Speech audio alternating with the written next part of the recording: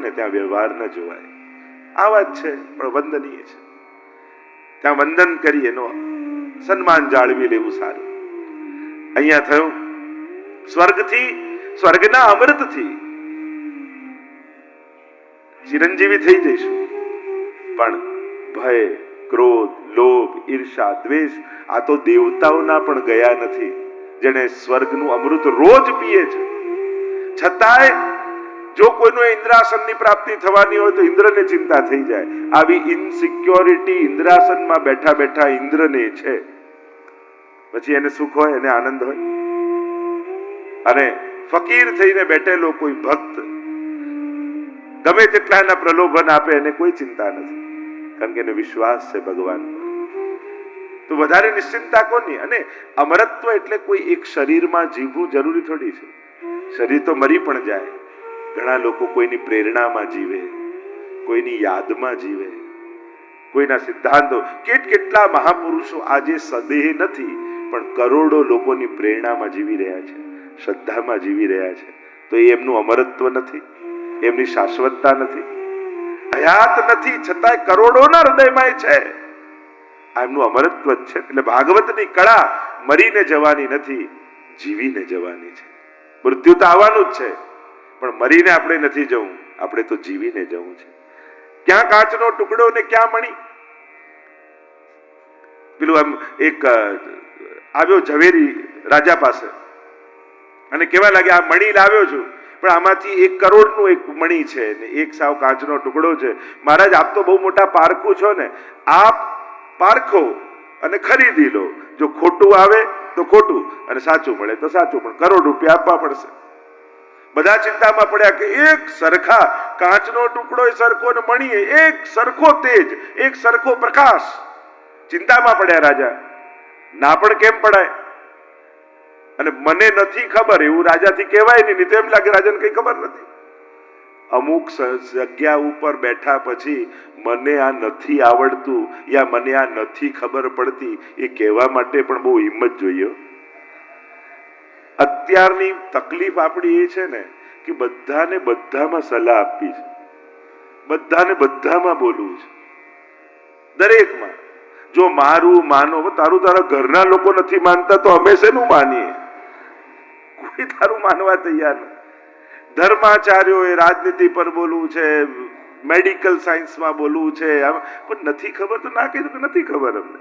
એમ રાજનેતાઓ ધર્મ પર બોલવું છે, કોઈ ડોક્ટર ધર્મ પર બોલે, ધર્મ ડોક્ટરી પર બોલે, પેલા આના ઉપર બોલે, કારણ કે પ્લેટફોર્મ મળી ગયા છે સોશિયલ મીડિયાના, એટલે બધાને કંઈક કોમેન્ટ કરવી છે. નથી ખબર તો કહી દો આ મારો સબ્જેક્ટ નથી. એમાં કોઈ અજ્ઞાની નથી થઈ જતું. તકલીફ સમાજમાં એમ થાય, જો તમારા પર શ્રદ્ધા કેટલા લોકો રાખતા હોય, તમે કોઈ મેડિકલ સાયન્સની કોઈ દવા બતાવો અને સાચી ના હોય તો કેટલા લોકો બીમાર થઈ જાય. નથી ખબર તો ના કહેવામાં કોઈ વાંધો નથી. બધાને બધું આવડે એ જરૂરી નથી. તમે પણ મેસેજ એ જ વોટ્સઅપમાં વાંચ્યો ને પેલા બી એ જ વાંચ્યો જ હોય, એકલા તમને ના આવ્યો હોય. તને ખબર પડી જો આમ થાય ને આમ કાય, પેલો કે આ મને આવેલો છે. અને એટલા માટે જે ઇન્ફોર્મેશન બધી એ ફરી જ રહી છે, બધા પાસે જાય છે. એટલે કેવલ વાંચીને વિદ્વાન નથી થઈ જવાતું. એટલે બધાએ બધામાં બોલવાની કે સલાહ આપવાની જરૂર નથી. કાંઈ ન જાણતા તો જ્યોતિષની સલાહ આપી દે. વાસ્તુના તો બધા જે એક્સપર્ટ થઈ ગયા છે. ખાલી એટલી ખબર હોય કે સાઉથ ફેસિંગ ના હોવું જોઈએ, ના બસ એટલે શરૂ થઈ જાય. મારા હિસાબે તારો આ ખૂણો બરાબર નથી, તને ત્યાં ઉભો રાખવો જોઈએ એ જ ખૂણામાં. બીજું શું થાય? કાંઈ નોલેજ ના હોય ને જેવા એવા ઉપાયો બતાવે લોકો. અને ખરેખર વાસ્તુશાસ્ત્રથી કોષો દૂર. એ વાસ્તુશાસ્ત્રમાં બધું કઈ છે જ નહીં. ખરેખર વાસ્તુશાસ્ત્ર વાંચો ને તો કંઈક જુદું જ છે. ફેંગશુઈ મિક્સ થઈ જાય ને પાછું પેલું મિક્સ થઈ જાય, પોતાની કલ્પનાઓ ભેગી થઈ. અને જે લોકો ઉપાયો બતાવે છે નિવારણના, બુધવારે કાળી ગાય ને કાળા મગ, હોય ક્યાં બિચારો કાળી ગાય ગોતવા જાય? અને અભી અમેરિકામાં રહેતો હોય તો ખવડાવે તોય ફાઇન થઈ જાય ને હાલત કરે.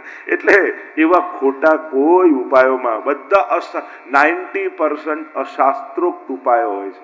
ક્યાં એવા લખેલા હોતા નથી. આ ફેક્ટ કહું છું, આ બધાની કલ્પના હોતી હોય છે. એટલે ક્યારે વાંચીએ પણ બધાને કેવું છે કઈ પૂછવા માણસને સૌથી વધારે શું ગમે? સલાહ આપવી. કોઈ ઘરે સાંભળતું ના હોય તો બહાર બધાને સલાહ આપતો હોય. મૂળ વાત, કારણ કે ઘરે ના સાંભળે તો ક્યાંક ક્યાંક તો આપવી જ પડે. અને એટલા માટે નથી ખબર એ કહેવાથી સંસાર અને સમાજ સારો રહેશે. તમે એક ક્ષેત્રના જાણકાર ન હો, કારણ કે એટલે જ આપણે સ્પેશિયલાઇઝેશન કેમ હતું હિન્દુ ધર્મમાં, કે જ્યોતિષના જુદા હોય, આના જુદા હોય, વાસ્તુશાસ્ત્રના જુદા હોય, ધર્માચાર્યો જુદા હોય, અમુક શાસ્ત્રોના જુદા હોય, અમુક સંપ્રદાયના, કૃષ્ણ ભક્તિ કરવી કઈ રીતે. હવે એને જઈને પૂછે જે પોતે મહાદેવજીની ઉપાસના કરતો, એને કૃષ્ણ ભક્તિ ખબર જ ન હોય.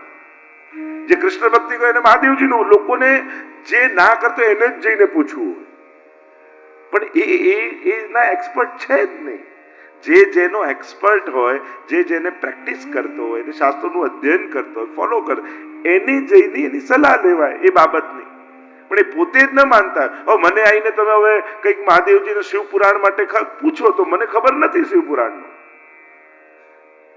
થોડું નોલેજ આપણે દરેક શાસ્ત્રોનું હોય, પણ એનો એક્સપર્ટ ન કેવો. એ જે મહાદેવજીની ઉપાસના કરતા હોય, શિવપુરાણ ને ભણાવતા હોય, એવાને જઈને પૂછે, એના એક્સપર્ટ હોય. એટલે કયો પ્રશ્ન કોને જઈને પૂછવો, કોની પાસે સમાધાન લેવું, એ જાણવાની જરૂર છે. અહીંયા જે મૂળ ચર્ચા કરી રહ્યો છું, જો વિચાર બગડે, મન બગડે તો માણસ સમાજનું શું કરી નાખે. તો જે ચર્ચા કરી રહ્યો હતો કે રાજાને એમ થયું કે હું કેમ કહું કે આમ કાચનું કહ્યું ને મણી કહ્યું, જો હું ના પાડું તો લોકોને એમ થાય કે અમને ખબર નથી. એટલે કહ્યું હવે આનો જવાબ તમારો પ્રધાન જ આપી દેશે. ફસાવી દીધો એના પ્રધાનને. એ ચતુર હતો. હવે આમાં કરોડનો મણી કયો ને કાચનો ટુકડો કયો, એટલે પેલા પ્રધાને યુક્તિ કરી, બંને હાથમાં લીધા ને એક તડકો આવતો હતો બારીમાંથી, એમાં બંને રાખ્યા તડકાની પાસે અને કહ્યું લો આ કરોડનો છે ને આ કાચનો છે. પેલાએ કહ્યું તને ખબર કેમ પડી કે થોડોક તડકો પડતા જે ગરમ થઈ ગયો ને એ કાચના ટુકડા જ છે, પણ જે સાચો મણી હોય એના ઉપર કોઈ પ્રભાવ ન થાય. એમ સંસારના થોડાક સંકટોમાં જે ગરમ થઈ જાય એ બધા કાચના ટુકડાઓ જ છે, અને જેના પર કોઈ અસર ન થાય એ ઠાકોરજીનો મણી છે. ભાગવત તમને કાચમાંથી મણી બનાવવાની ક્રિયા કરે. થોડી ક્ષણો, થોડી વિપરીતતા આપણને ક્યાંક વિચલિત ન કરી દે એવો વિવેક જે જગાવે એ જ શ્રીમદ ભાગવતનું જ્ઞાન છે. કહ્યું કે આટલા અમૃત પીધા પછી પણ જો મનમાં આવા જ રાગ દ્વેષ રહેવાના હોય, એના કરતા કથા સાંભળી અમરત તો પ્રાપ્ત કરી લો. 7 દિવસમાં 100 વર્ષ જેવું જીવીને મારે જો આપણે બધા કદાચ 100 વર્ષના ભલે ન થઈએ, પણ 100 વર્ષ જેટલું તો જીવીને જઈ શકીએ. 100 વર્ષની તૃપ્તિનો ઓડકાર તો લઈ શકીએ ને. અને એટલા માટે ભાગવત આ શીખવાડે છે, જીવીને જતા. કહ્યું કે આ કથા તો એવી દુર્લભ છે કે દેવતાઓને મળતી નથી, એટલે દેવતાઓ કરતા પણ મનુષ્યનો દેહ વિશેષ માનવામાં આવે છે. એને સર્વોચ્ચ માન્યો છે. અને પણ કૃષ્ણ ભક્તિમાં, વ્રજની ભક્તિમાં પણ દેવતાઓ પણ અહીંયા વ્રજની ભૂમિમાં મહાદેવજી ગોપેશ્વર થઈને આવ્યા, બ્રહ્માજી માછલું બનીને આવ્યા. દરેક દેવતા અને તીર્થોનો વાસ વ્રજમાં છે. જેમ ભાગવતમાં સકલ તીર્થો અને સકલ દેવતાઓની કથા છે, એમ જ આ વ્રજ એવું સ્થાન છે જ્યાં બધા જ ભારતના તીર્થો છે. તમે 84 કોષની પરિક્રમા કરો ને તો અહીંયા બદ્રીનારાયણ પણ છે, કેદારનાથ પણ છે, રામેશ્વર પણ છે. ભારતના બધા જ તીર્થો વ્રજમાં બિરાજે છે.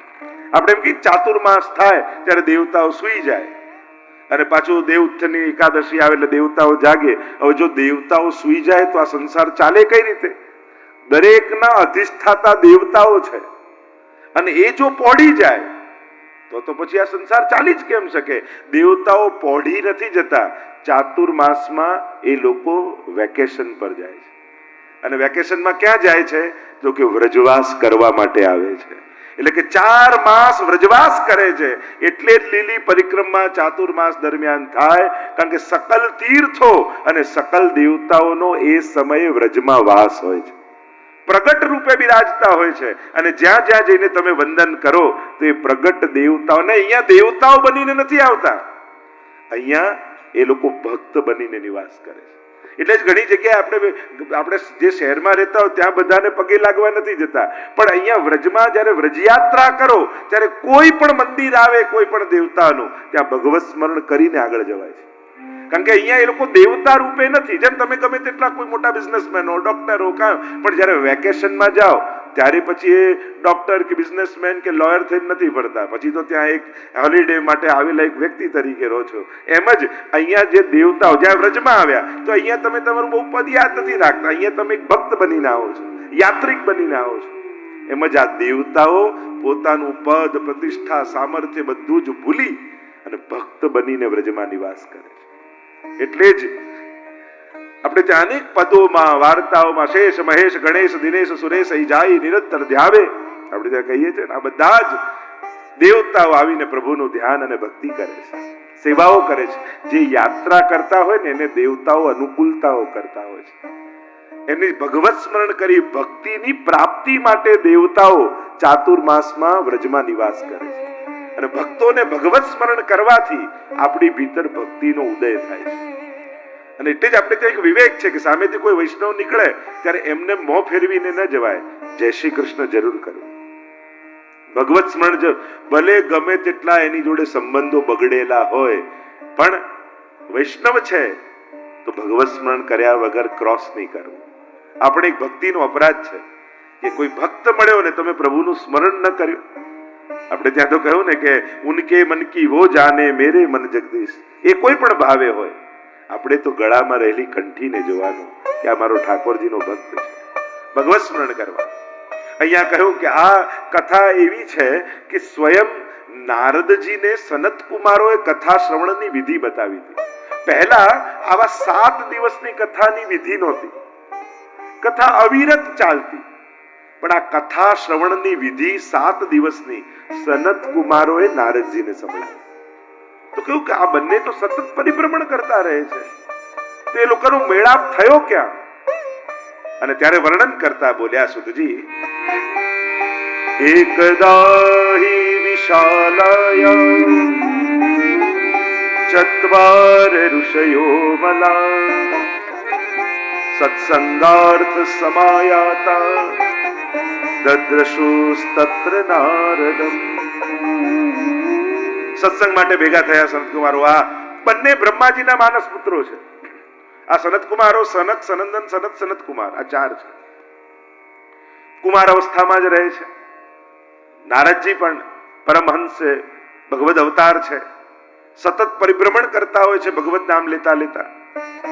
સનતકુમારો સત્સંગ માટે એકત્રિત થયા ને એટલામાં નારદજીને જતા જોયા, ચિંતાતુર જોયા. શંકા થઈ કે અરે સંતના ચહેરા ઉપર તો ચિંતન હોય, ચિંતા કેમ નારદજી? પૂછ્યું, નારદજી ક્યાંથી આવી રહ્યા છો ને ક્યાં જઈ રહ્યા છો? હવે ચિંતાતુર કેમ છો? ત્યારે કહ્યું, અહમ તો પૃથ્વીમ જ્ઞાત્વા સર્વોત્તમામિતિ પુષ્કરમ ચ પ્રયાગમ ચ કાશીમ ગોદાવરીમ તથા. હું પૃથ્વીને સર્વોત્તમ જાણી અને યાત્રા કરવા માટે આવ્યો. બધા તીર્થોના નામ લીધા, બધે જ ગયો, પણ ક્યાંય મને શાંતિ ન મળી. જો આ ભારત વર્ષ એટલું ભાગ્યશાળી છે, કેટલા તીર્થો અહીંયા બિરાજે છે. બધે જ ગયા પણ કલિયુગનો પ્રભાવ નારદજીએ જોયો. તીર્થોમાં પણ તીર્થત્વ ન દેખાયું. ત્યારે ચિંતા થઈ. જો ધર્મની ગ્લાનિ થાય, કેમ થાય? ભગવાન કહે ને કે યદા યદા હિ ધર્મસ્ય ગ્લાનિર્ભવતિ ભારત. જ્યારે ધર્મની ગ્લાનિ થાય ત્યારે હું આવું છું. તો ધર્મની ગ્લાનિ થાય છે કેમ? ક્યારે પણ પાપીઓ, નાસ્તિકો, અધર્મીઓ ધર્મની ગ્લાનિ કરી શકતા નથી. પણ ધાર્મિક વ્યક્તિના મનમાંથી ભગવાન પ્રત્યે શ્રદ્ધા ડગવા લાગે ને ત્યારે ધર્મની ગ્લાનિ થાય છે. આસ્તિકોને, શ્રદ્ધાવાનની શ્રદ્ધા શાસ્ત્રો પરથી ઉઠવા લાગે ને ત્યારે ધર્મની ગ્લાનિ થાય છે. કારણ કે આ કલિયુગનો પ્રભાવ એવો છે ને, કલિયુગની ચાલાકી એવી છે કે કલિયુગમાં ચારે બાજુ તમને એવું બતાવશે. કલિયુગ હશે, હોતું નથી, પણ એવું બતાવ જે પાપ કરે છે, છલ કપટ કરે છે અને બધા ખોટા કામ, એ બધા સુખી છે. અને સાચું ને સારું કરે બધા દુખી. ખરેખર એવું હોતું નથી. સુખ દુઃખ બધાને સરખા હોય છે. પણ આ કલિયુગની માર્કેટિંગ સ્ટ્રેટેજી છે. આ કલિયુગ છે ને આ રીતે પોતાનું માર્કેટિંગ કરે છે, પ્રચાર કરે છે. શું કરે? તમને એવું બતાવે કે જે ખોટા કામ કરે બધા સુખી થાય, અને સારું કરે સાચું કરે બધા દુખી જ, આમ કરીને તમારા હાથેથી પુણ્યો છોડાવી દે અને પાપમાં તમારું આકર્ષણ પેદા કરે, પાપ પ્રત્યે તમારું સહજ આકર્ષણ પેદા કરી પુણ્યો મુકાવી અને પાપમાં તમને પ્રવૃત્ત કરાવે કે ખોટું અને પાપ કર્યા વગર તો મજા કરી જ નહીં શકાય જીવનમાં, એવા પ્રકારની ધારણા અને માહોલ ઉભો કરે અને ભલાઈમાં ખેંચાઈ જાય. દરેકને એમ થાય કે ના આ જ સાચું છે. આ કલયુગની ચાલાકી છે. એટલે કે કલયુગની ચતુરાઈથી બચજો, શાસ્ત્રોના વચન પર શ્રદ્ધા રાખજો, ભગવાન અને ગુરુના વચનના આધારે જીવજો. બહારના માહોલથી પ્રભાવિત થયા ને તો ક્યારે તણાઈ જશો ને ખબર નહીં પડે.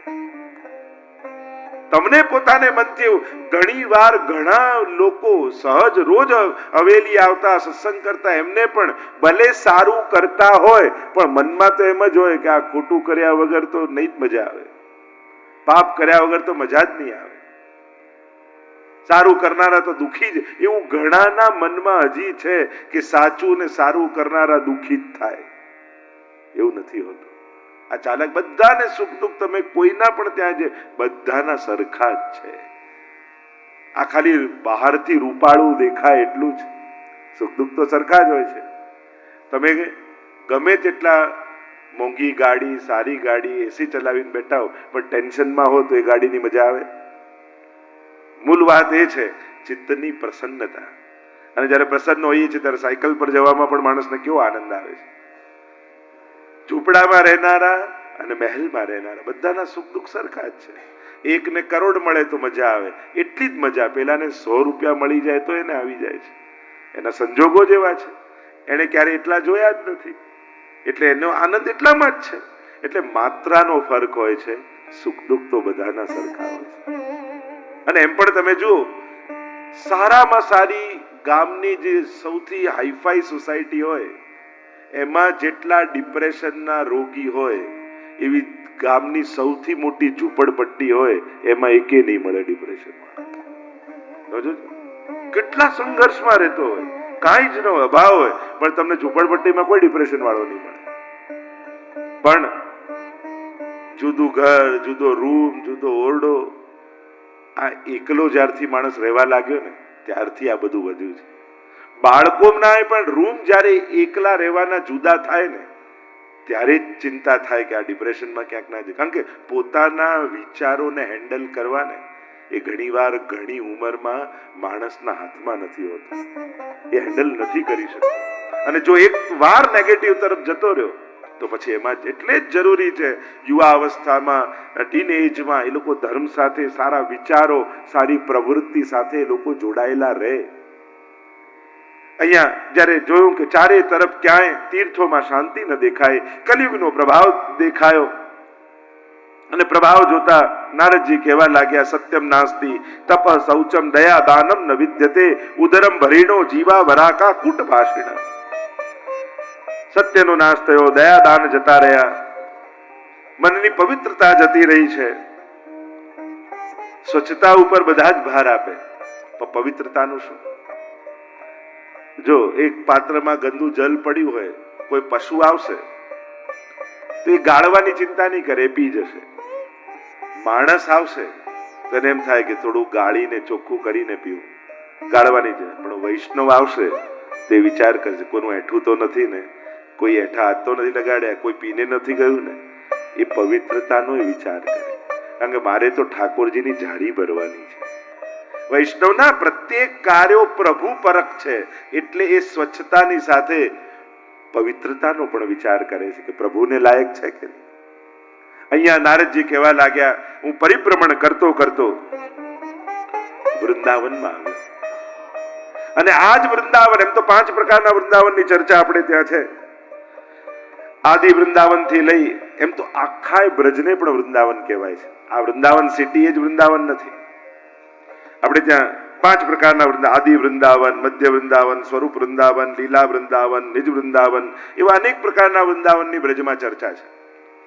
આખું બ્રજમંડળ પણ વૃંદાવનના નામથી ઓળખી શકાય. વૃંદા, તુલસી, સ્વામીજી, અનેક પ્રકારના ભાવ, અનેક પ્રકારની એની કથાઓ અને ચર્ચાઓ છે. વૃંદાવનમાં આવ્યો, એક આશ્ચર્ય મેં જોયું. નારદજી કહેવા લાગ્યા શું જોયું? તો કે યમુનાજીના તટ પરથી હું જતો હતો ને એક યુવાન સ્ત્રીની ગોદમાં બે વૃદ્ધ પુરુષો મસ્તક રાખીને સૂતા છે. અનેક સ્ત્રીઓ એમની સેવા કરી રહી છે, કોઈ પંખો, કોઈ ચમર, કોઈ અનેક પ્રકારની સેવાઓ ચાલી રહી છે. મને આશ્ચર્ય લાગ્યું અને મને જતા જોયો એટલામાં એ સ્ત્રી અવાજ લગાવ્યો, ભો ભો સાધો ક્ષણમ તિષ્ઠ મચ્ચિંતામ વિનાશય. અરે મહાત્મન, ક્ષણવાર માટે